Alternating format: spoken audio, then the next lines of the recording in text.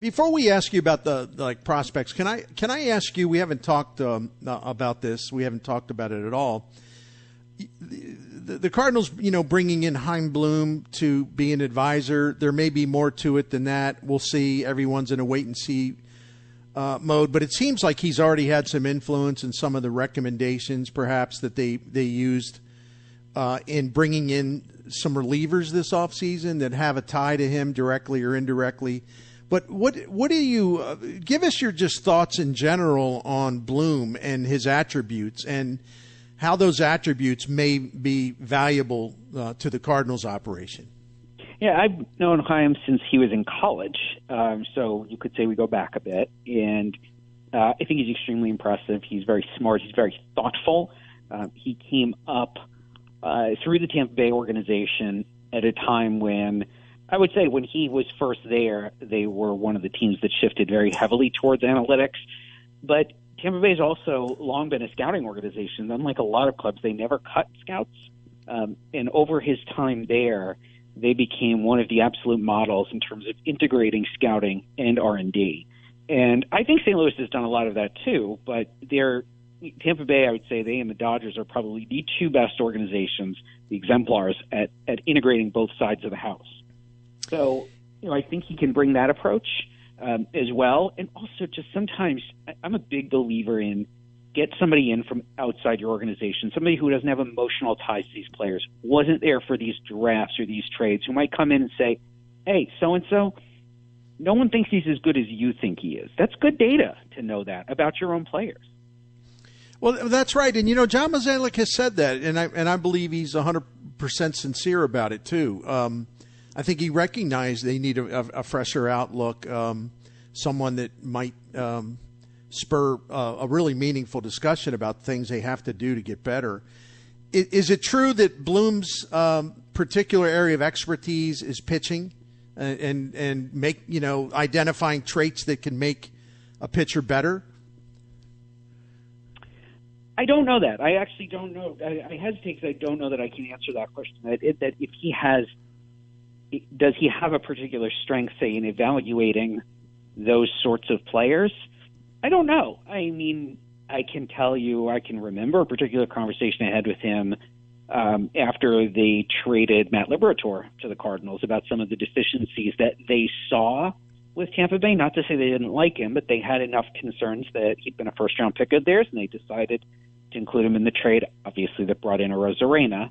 Not that anyone knew he was going to do what he did, but that was a particular transaction I can say I remember discussing with Chaim at some point, but I don't think I have enough information to say he's got a particular strength in one area, in one such area.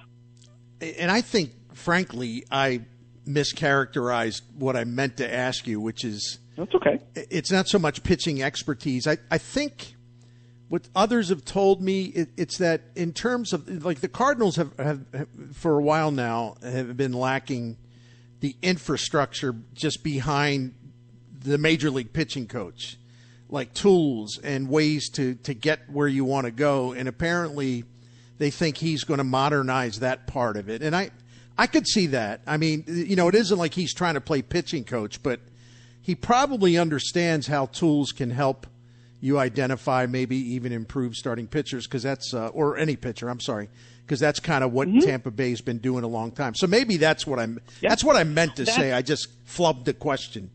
No, that's fine. That's I appreciate you clarifying. I think that is a fair thing to say. That what has Tampa done particularly well? Obviously he's been gone a couple of years, but what's gone on the last few years also reflects his time and leadership there. Tampa Bay has been particularly good. I would say they've just generally been good about getting more out of players, at getting players who were cast off or maybe just underutilized, or my old mentor in Toronto, Tony LaCava, often referred to out-of-favor players. You love to go to another organization and figure out who do you like who's out of favor there. And often the reason they're out of favor is not because of anything wrong with them, because the current organization hasn't found the best way to use them. And in Tampa, their attitude was always, we have no money, so we have to get creative. We have to just innovate in different ways. And often that would mean using pitchers in different ways, changing their roles. They took a bunch of guys who were starters, made them relievers and made them starters. They've had some success with that. And they've had some out-of-nowhere guys, unfortunately they all got hurt, but who've gone to Tampa Bay, moved into the rotation, and suddenly been effective. Jeffrey Springs, Drew Rasmussen, a double Tommy John guy with a bad delivery, really overused at Oregon State. Before he got hurt, pretty good starting pitcher for Tampa. So, yes, I think you could point to that. And I think they've had some similar successes on the hitting side. It's just pitching, I think, stands out a little bit more also because St. Louis, that's been an issue, right? Getting pitchers over that last hump. I think they've gotten good pitchers into the system. Many of them have progressed very nicely up to AAA or up to the majors, but have struggled to cross that final chasm. Since you brought up their young pitching and how they've sort of gone, they've kind of lost the touch with identifying, drafting, developing young pitchers because that was their lifeblood for a long time. Yes. You have Tink Hence rated, and you have him lower in the ratings, which is fine. I don't really care where you put him, but he's still on your top 100. And I'm not sure what to make of him, only because I think the talent is undeniable. But pardon the cliche, but has he stalled in his development in the minor leagues? And where do you see him going forward? Because he could be a very important figure in this turnaround of their pitching development.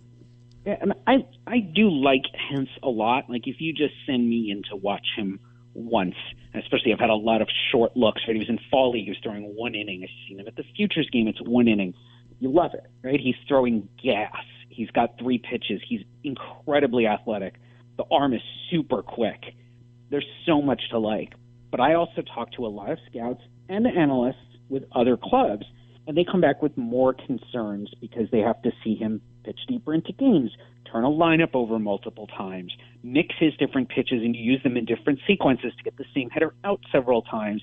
And some of those questions have popped up. I think we're past the Tink Hence is too small to start. I think that's kind of over.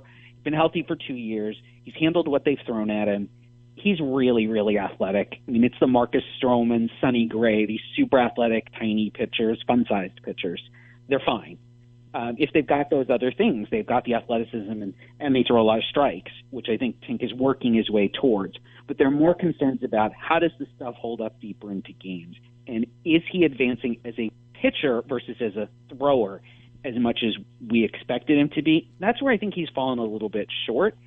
I still like him. The fact he's still on the list is indicative of me saying I still think he's a starter. Maybe it's a 5-inning starter, and there can be a lot of value in that. There's also some chance he ends up in some kind of relief role, which is not the end of the world, just maybe not as much as we'd expected, say, a year ago when I think his value, at least temporarily, was at an all-time high. So this could be a pretty big year for him on that front. I was happy, and I'm not trying to sound like Fredbird here, so, however these guys turn out, they're going to turn out. But I happen to admire Mason Wynn and just his makeup and the way he goes about his business. And I know the Cardinals are thrilled with that part of it. He's smart, he's intelligent, he's intense. He works on things. He analyzes his own game very, very well and knows what he needs to work on. You have him pretty high. I'll just give that one away, number 16. Yeah, go for it. Yeah, number 16. And I've seen – listen, I'm not knocking anyone, but I really trust and value your opinion. I've seen him rated lower on some other similar endeavors as your top 100 list. And I've been a little confused by why, maybe he's lost some ground there because I expected him to struggle when he came up, from Double-A, and from his first month in the big leagues to his second, he improved rather dramatically, lowering his chase rate, lowering his swing and miss rate. I think his hard hit rate went up. So he was starting to figure it out, even though the bottom line numbers weren't very good. You still, I read what you had to say about him at The Athletic. Keith Law's our guest. You're very much in the pro Mason Wynn. It's got a chance to be really something camp. Absolutely. Look, he can really defend. It's probably the best arm on an infielder anywhere in baseball, and that's even better than Ellie De La Cruz. He certainly has the record for the hardest throw ever recorded by Statcast from an infielder. So he can do that. He can really run. He's got a really good approach at the plate. I mean, that's been the thing that stunned me based on what he was supposed to be as an amateur versus when he came in, how advanced his approach has been, ability to recognize some spin, the ability to tell balls from strikes more than anything else, the ability to just get the bat to the ball. I think the only question with him is what kind of power profile is there ultimately. And I'm not saying does he hit 30 homers. He's not, and that's not really what we're worried about. He's kind of similar to Brian Rocchio, who's also in my top 20, a shortstop prospect with Cleveland who debuted at the end of last year, where these guys do all of these other things. I don't care if they don't hit 20 homers. I don't care if they don't post exit velocities of 110 miles an hour. They can defend, run, get on base, hit, make hard enough contact to hit major league pitching. I don't know what else we're asking for. Those guys play every day for 15 years, and they get a lot of money in free agency.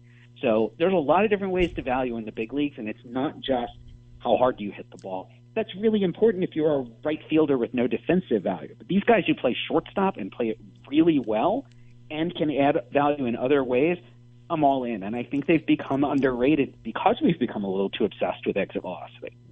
Right. And the way he runs, I'm a big fan of doubles. I think when we, I'm talking about maybe more mainstream type baseball writers.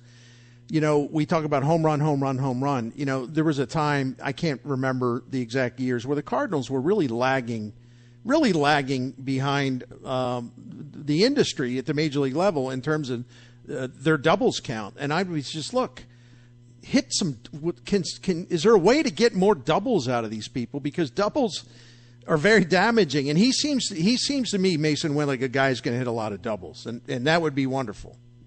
And the way you do that, honestly, is you want guys who can hit the ball reasonably hard and just hit it in the air enough, right? You don't want the guys who are hitting it straight into the ground. You don't want the guys who are selling out for power and hitting the ball straight up in the air. Line drive with an all-fields approach, those guys are going to hit a lot of doubles. And for a lot of hitters, that's exactly who they need to be. Pete Crow Armstrong is a prospect on my top 100, pretty high with the Cubs. Got a cup of coffee there at the end of the year. He's a center fielder, can really play it. He's gotten caught trying to hit for more power when he needs to be the guy you and I are talking about. Hit a whole bunch of doubles. You can run. You've got field to hit. You're certainly strong enough to hit balls to the opposite field gap and then just run and maybe end up on second. Maybe sometimes you end up on third. Certainly got the speed to turn a lot of those into doubles. And that's a really good approach. You don't have to hit 20-plus homers, especially, once again, another guy who plays in the middle of the diamond and is going to add a lot of value with his defense. It takes a little pressure off the bat. You don't have to, say, sell out and give up a lot of contact, as Crow Armstrong has, just to try to get a couple more home runs.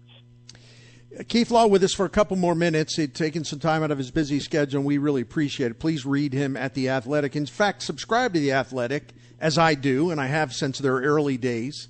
The content is incredible, and it is a great variety of writers and analysts. So you're gonna get stuff from all sides. I mean, it's a really wonderful thing when I can actually say for my subscription fee that there are days where I'm like, I can't even read all of this stuff. There's so much of it. You know, I bookmark everything, and that's good. That's good. And get to it late at night or whatever. The last time you were on, and it was, back after the Arizona Fall League, I do believe, you were really high on Victor Scott, and you still are. You have him number 55. And by the way, Tink Hence was number 73.